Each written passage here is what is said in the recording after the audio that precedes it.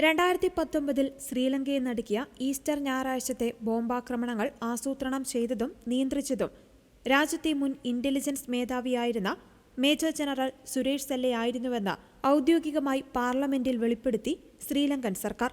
279 പേരുടെ മരണത്തിനിടയാക്കിയ ഭീകരാക്രമണത്തിൽ ഒരു മുൻ ഉന്നത ഉദ്യോഗസ്ഥന് നേരിട്ട് പങ്കുണ്ടെന്ന് ശ്രീലങ്കൻ സർക്കാർ സ്ഥിരീകരിക്കുന്നത് ഇതാദ്യമായാണ്. ശ്രീലങ്കൻ പൊതുസുരക്ഷാ മന്ത്രി ആനന്ദ വിജയപാലയാണ് പാർലമെന്റിൽ ഈ നിർണായക വിവരങ്ങൾ പുറത്തുവിട്ടത്. ഭീകരാക്രമണത്തിന് ഒത്താശ ചെയ്തതിനും സഹായം നൽകിയതിനും കഴിഞ്ഞ ഫെബ്രുവരിയിൽ സുരേഷ് സെല്ലയെ പോലീസ് അറസ്റ്റ് ചെയ്തിരുന്നു. റിട്ടയർഡ് മേജർ ജനറലായ സുരേഷ് സെല്ലെ ഇസ്ലാമിക തീവ്രവാദികളുമായി ഗൂഢാലോചന നടത്തുകയും ആക്രമണം നടത്തേണ്ട കത്തോലിക്ക പള്ളി കൃത്യമായി തെരഞ്ഞെടുത്ത് നൽകുകയുമായിരുന്നുവെന്ന് മന്ത്രി വ്യക്തമാക്കി.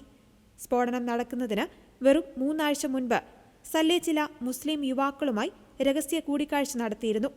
പള്ളിയുടെ കൃത്യമായ സ്ഥാനവും അവിടെ എത്തുന്ന വിശ്വാസികളുടെ എണ്ണവും മനസ്സിലാക്കാനായിരുന്നു ഈ കൂടിക്കാഴ്ച.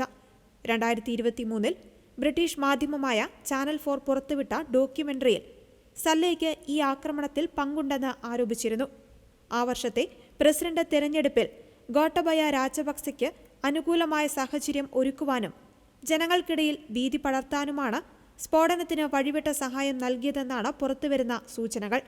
സ്ഫോടനം നടന്ന് 2 ദിവസത്തിന് ശേഷം ഗോട്ടബയ രാജപക്സെ തന്റെ പ്രസിഡന്റ് സ്ഥാനാർത്ഥിത്വം പ്രഖ്യാപിക്കുകയും തീവ്രവാദത്തെ അടിച്ചമർത്തുമെന്ന വാഗ്ദാനത്തിൽ വലിയ ഭൂരിപക്ഷത്തോടെ അധികാരത്തിൽ വരികയും ചെയ്തിരുന്നു.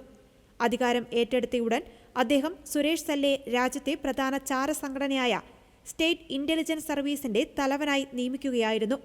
സുരേഷ് സെല്ലയെ ചോദ്യം ചെയ്തതിൽ നിന്ന് ലഭിച്ച വിവരങ്ങളുടെ അടിസ്ഥാനത്തിൽ ശ്രീലങ്കൻ മുൻ പ്രസിഡന്റ് ഗോട്ടബയ രാജപക്സെ രാജ്യം വിട്ടുപോകുന്നത് തടഞ്ഞുകൊണ്ട് കോടതി ഉത്തരവിട്ടിട്ടുണ്ട്. കേസിൽ രാജപക്സെ ഔദ്യോഗികമായി പ്രതി ചേർത്തിട്ടില്ലെങ്കിലും ഉടൻ തന്നെ അന്വേഷണ സംഘം അദ്ദേഹത്തെ ചോദ്യം ചെയ്യുമെന്നാണ് റിപ്പോർട്ടുകൾ. അതേസമയം തനിക്കെതിരെയുള്ള ആരോപണങ്ങൾ സുരേഷ് സെല്ലെ അഭിഭാഷകൻ മുഖേന നിഷേധിച്ചു. ഭീകരവിരുദ്ധ നിയമപ്രകാരം തടങ്കലിൽ കഴിയുന്ന സല്ലെ ജയിലിനുള്ളിൽ നിരാഹാര സമരം പ്രഖ്യാപിച്ചതിനെ തുടർന്ന് നിലവിൽ ആശുപത്രിയിൽ ചികിത്സയിലാണ്.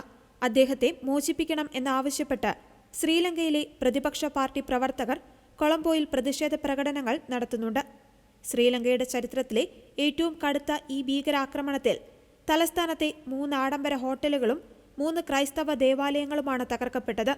വർഷങ്ങൾക്ക് ശേഷവും ആഴത്തിലുള്ള മുറിവായി അവശേഷിക്കുന്ന ഈ ദുരന്തത്തിന് പിന്നിലെ രാഷ്ട്രീയ ഗൂഢാലോചനകളാണ് ഇപ്പോൾ പുറത്തുവരുന്നത്.